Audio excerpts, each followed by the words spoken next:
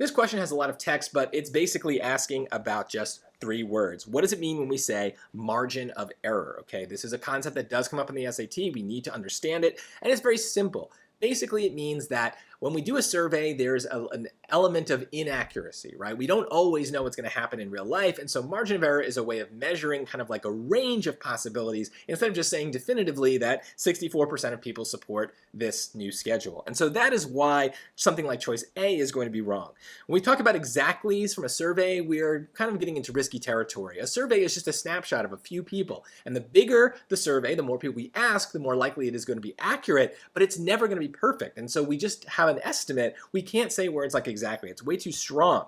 However, choice B kind of does cover the ground because the margin of error is plus or minus 3%, meaning if we take that 64%, we add 3 to it, subtract 3 from it, we get a range of possibilities, in this case 61 to 67%, and it's very likely, as assuming that survey is accurate here, it's very likely that the people who support the survey will be somewhere in that range of 61% to 67% of the school population.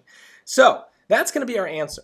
Now, C and D are just totally wrong here. About 3% of the students do not support it. Well, no, that's not what margin of error means. That would be something, I guess, like for 36%, right? Because it's kind of like what's left over after the 64, I don't know. And then it doesn't say anything about anyone having no opinion. So these are just misinterpretations of the idea. But here's the thing, even choice B is not perfect because it's also possible that the margin of error is wrong and that we actually get a real result that is outside of it. This does happen in real life. But notice how the question is phrased. It kind of lets us get covered here. It says, which of the following statements is a plausible conclusion, right? So plausible just means possible, and this is a very plausible scenario. So it's not definitive, but it's very, very likely, and it's the kind of thing we can feel confident picking, assuming we understand what margin of error is and how it works. So hopefully, if this was a new term for you, now you've got it memorized, and you can get these points on your next SAT.